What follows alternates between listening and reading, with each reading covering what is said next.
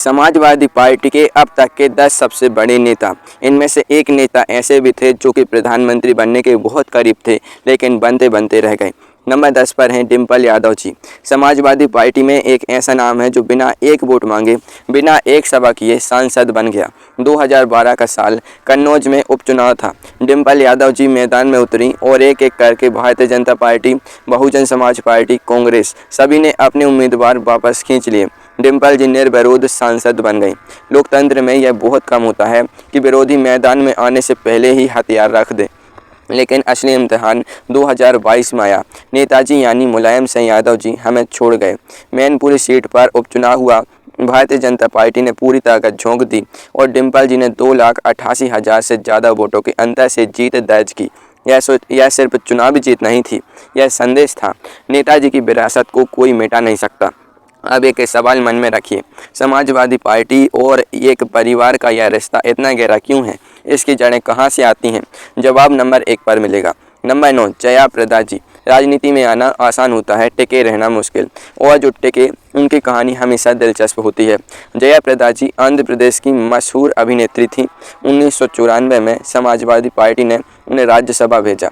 2004 और 2009 में रामपुर से लोकसभा सांसद बनी। समाजवादी पार्टी उत्तर प्रदेश की पार्टी थी, लेकिन जया जी की वजह से उसकी पहचान उत्तर प्रदेश के बाहर भी बनी। देश के उन हिस्सों में भी लोग पार्टी का नाम जानते थे जहां समाजवादी पार्टी कभी चुनाव नहीं लड़ती थी। लेकिन अब वो बात जो बहुत कम लोगों ने गहराई से सोची। जया प्रदा जी और आजम खान जी, एक ही पार्टी, एक ही शहर रामपुर, और दोनों के बीच खींचतान इतनी थी कि पूरे उत्तर प्रदेश को पता थी। 2010 में जया जी को पार्टी से बाहर कर दिया गया। 2019 में भारतीय जनता पार्टी में गई। रामपुर से आजम खान जी के ही खिलाफ मैदान में उतरी। चुनाव आयोग ने उस चुनाव में आजम खान जी के कुछ बयानों पर कार्रवाई की, उनके प्रचार पर रोक तक लगाई। फिर भी आजम जी जीते। जो पहले घर का था वही अब मैदान का दुश्मन बन गया। आजम खान जी की पूरी कहानी आगे आने वाली है और वो आपको चौंका देगी। नंबर 8, नरेश अग्रवाल जी। राजनीति का एक अटल सच, जब तक काम तब तक साथ। नरेश अग्रवाल जी दशकों तक समाजवादी पार्टी के भरोसेमंद चेहरे थे। उत्तर प्रदेश सरकार में मंत्री रहे, 2 बार राज्यसभा सांसद, मुलायम जी के खास, और फिर 2018 आया। पार्टी ने तीसरी बार राज्यसभा की सीट देने से मना कर दिया। बस इतना काफ़ी था। अगले ही दिन नरेश जी भारतीय जनता पार्टी में चले गए। दशकों की साझेदारी एक सीट ने तोड़ दी। जहां मिले रोटी वहां बिछा दी खाट। लेकिन अब सबसे दिलचस्प बात, भारतीय जनता पार्टी ज्वाइन करने से ठीक पहले नरेश जी ने राज्यसभा में भारतीय जनता पार्टी की सांसद हेमा मालिनी जी के बारे में एक ऐसा बयान दिया जिस पर जमकर आलोचना हुई, और उसके बाद उसी पार्टी में जा मिले। नए घर में नई छत तले पुराना पड़ोसी। राजनीति में शर्म नहीं होती, सिर्फ हिसाब होता है। नंबर 7, जया बच्चन जी। समाजवादी पार्टी का सबसे लंबे समय तक टिका बॉलीवुड चेहरा जया बच्चन जी। 2004 से लेकर 2022 तक 4 बार राज्यसभा सांसद, लगातार एक ही पार्टी से। यह अपने आप में कोई छोटी उपलब्धि नहीं, लेकिन अब वो बात जो कम लोग जानते हैं। जया जी को समाजवादी पार्टी ने से जोड़ा था अमर सिंह जी ने, वही अमर सिंह जी जो बाद में पार्टी से निकाले गए। बच्चन परिवार ने उनसे दूरी बनाई, लेकिन जया जी पार्टी में बनी रहीं। जिसने घर दिखाया वो घर से निकला, और वो खुद रहीं। इसे कहते हैं राजनीतिक समझदारी। संसद में जया जी की बेबाक बोली का जवाब नहीं। जब बोलती हैं सब सुनते हैं। क्या वो कभी प्रधानमंत्री बन सकती थी? नहीं, लेकिन दिल्ली में समाजवादी पार्टी को एक गरिमामयी आवाज़ देना, यह काम उन्होंने बखूबी किया। वो अमर सिंह जी जिन्होंने सबको जोड़ा, उनकी असली ताकत क्या थी वो अगला नंबर बताएगा। नंबर 6, राम गोपाल यादव जी। पर्दे के पीछे की राजनीति हमेशा सबसे असली होती है। राम गोपाल यादव जी मुलायम जी के चचेरे भाई, राज्यसभा में पार्टी के नेता, महासचिव, लेकिन उनकी पहचान पद से नहीं, संगठन की समझ और चतुराई से थी। जो काम मंच से नहीं होता था वो राम गोपाल जी की मेज पर होता था। 2016-17 में जब अखिलेश जी और मुलायम जी के बीच सत्ता संघर्ष खुलकर सामने आया, राम गोपाल जी ने अखिलेश जी का साथ दिया, और तब वो हुआ जो किसी ने नहीं सोचा था। मुलायम जी ने खुद अपने चचेरे भाई को पार्टी से निकाल दिया। दशकों का रिश्ता एक फैसले में खत्म। लेकिन रामगोपाल जी रुके नहीं। उन्होंने अखिलेश जी की अलग राष्ट्रीय बैठक बुलाई, चुनाव आयोग तक पहुंचे और अंत में समाजवादी पार्टी का नाम और साइकिल का चुनाव चिन्ह दोनों अखिलेश जी के पक्ष में आए। जो पर्दे के पीछे से खेले वही असली खिलाड़ी होता है। नंबर 5, शिवपाल यादव जी। जो पेड़ सबसे ज़्यादा फल देता है उसे ही सबसे ज़्यादा पत्थर मिलते हैं। शिवपाल यादव जी मुलायम जी के छोटे भाई। उत्तर प्रदेश में समाजवादी पार्टी की जमीनी ताकत इन्हीं के दम पर थी। बूथ से ब्लॉक तक पार्टी का पूरा ढांचा शिवपाल जी ने खड़ा किया, बिना मीडिया की रोशनी के। लेकिन 2016 में अखिलेश जी ने एक एक करके उनके मंत्रालय वापस लेने शुरू कर दिए। 2018 में शिवपाल जी ने अपनी पार्टी बनाई, प्रगतिशील समाजवादी पार्टी लोहिया। 2022 के उत्तर प्रदेश चुनाव में 291 सीटों पर उम्मीदवार उतारे। नतीजा पूरे प्रदेश में सिर्फ एक सीट खुद की। जब बड़े दरख्त की छांव हटे तो अपनी जड़ें भी कमजोर लगती हैं। 2022 के बाद शिवपाल जी वापस समाजवादी पार्टी में लौट आए। जिस भतीजे से लड़े थे उसी के साथ मिलकर चुनाव लड़ा। राजनीति में अहंकार छोड़ना पड़ता है, जो छोड़ देते हैं वही टिकते हैं। नंबर 4, अमर सिंह जी।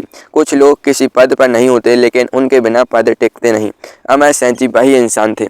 1996 में समाजवादी पार्टी से जुड़े महासचिव बने, लेकिन उनकी असली पहचान पद में नहीं, पहुंच में थी। बड़े उद्योगपतियों से लेकर बॉलीवुड तक सबसे रिश्ते थे। मुलायम जी के पास जो जमीन थी वो थी, लेकिन दिल्ली और मुंबई का दरवाजा खोला अमर सिंह जी ने, और अब वो बात जो इतिहास में दर्ज है।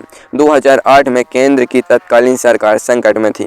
वामपंथी दलों ने समर्थन वापस ले लिया था। भरोसे के मत में बहुमत चाहिए था, और उस नाजुक मोड़ पर समाजवादी पार्टी के 39 सांसदों ने सरकार का साथ दिया। सरकार बची। यह करवाया था अमर सिंह जी ने। एक क्षेत्रीय पार्टी ने दिल्ली की केंद्र सरकार बचाई, लेकिन बाद में विवाद पर विवाद। 2010 में पार्टी से बाहर हुए, खुद की पार्टी बनाई, बुरी तरह फेल हुए, अकेले पड़ते गए।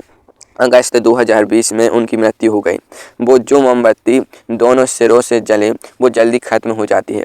जिसने कभी मुख्यमंत्री नहीं मांगा, लेकिन जिसके इशारे पर सरकार बनती और बिगड़ती थी। नंबर 3, आजम खान जी। समाजवादी पार्टी में जितने विवाद, जितने मुकदमे, जितनी सुर्खियां एक नाम के इर्द गिर्द घूमती हैं, वो नाम है आजम खान जी। रामपुर, यह शहर आजम खान जी की पहचान है। 1980 के दशक से आज तक 10 से अधिक बार विधायक, कई बार मंत्री, सांसद भी। लेकिन अब वो बात जो इस पूरी कहानी को अलग बनाती है। फरवरी 2020 में आजम खान जी गिरफ्तार हुए। रामपुर में अपनी बनाई मोहम्मद अली जौहर विश्वविद्यालय से जुड़े भूमि मामलों में जेल गए। 2 साल से ज़्यादा जेल में रहे और 2022 के विधानसभा चुनाव में जेल के अंदर से ही नामांकन भरा। रामपुर से जीते, जेल में रहते हुए विधायक बने। देश की राजनीति में यह बहुत कम होता है। लोहे को जितना दबाओ उतना ही मजबूत हो जाता है। समाजवादी पार्टी की मुस्लिम मतदाताओं में पकड़, इसकी बुनियाद आजम खान जी ने रखी। उनके बिना रामपुर और उसके आसपास के इलाकों में पार्टी इतनी मजबूत नहीं होती। सिर्फ 2 नाम और बचे हैं, और इनमें से एक नेता वाकई प्रधानमंत्री बनने के बहुत करीब था। बस थोड़ा और रुकिए। नंबर 2, अखिलेश यादव जी। एक ऐसा बेटा जिसने अपने पिता की पार्टी अपने पिता से ले ली। 2012 में अखिलेश जी 38 साल की उम्र में उत्तर प्रदेश के मुख्यमंत्री बने, राज्य के इतिहास में सबसे कम उम्र में। 2016-17 में पिता और पुत्र के बीच संघर्ष चरम पर पहुंचा। मुलायम जी एक तरफ, अखिलेश जी दूसरी तरफ, और तब चुनाव आयोग ने वो फैसला सुनाया जिसकी किसी को उम्मीद नहीं थी। समाजवादी पार्टी का नाम अखिलेश जी को, साइकिल का चुनाव चिन्ह अखिलेश जी को। जिस पिता ने यह पार्टी खड़ी की वो अपने ही घर में हार गए। 2017 में भारतीय जनता पार्टी के हाथों समाजवादी पार्टी को बड़ा झटका लगा, लेकिन 2024 आया और समाजवादी पार्टी ने 37 सीटें जीती। उत्तर प्रदेश में सबसे बड़े विपक्षी नेता बनकर उभरे अखिलेश जी। 2026 में वो देश के सबसे चर्चित विपक्षी नेताओं में से एक हैं। क्या वो कभी प्रधानमंत्री बन सकते हैं?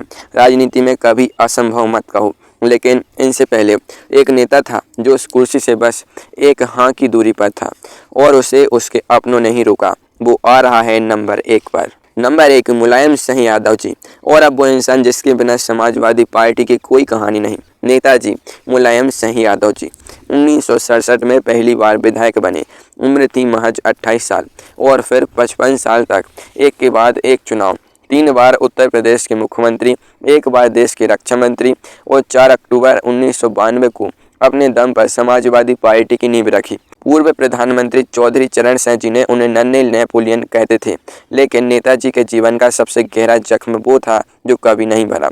1996 का साल। अटल बिहारी वाजपेयी जी की 13 दिन की सरकार गिर गई। कांग्रेस ने नेतृत्व लेने से मना किया। संयुक्त मोर्चे को प्रधानमंत्री चुनना था। बीपी सिंह जी ने मना किया। ज्योति बसु जी का नाम आया। वामपंथी दलों ने उन्हें नहीं भेजा। और तब भारतीय कम्युनिस्ट पार्टी मार्क्सवादी के महासचिव हरकिशन सिंह सुरजीत जी ने एक नाम आगे बढ़ाया, मुलायम सिंह यादव।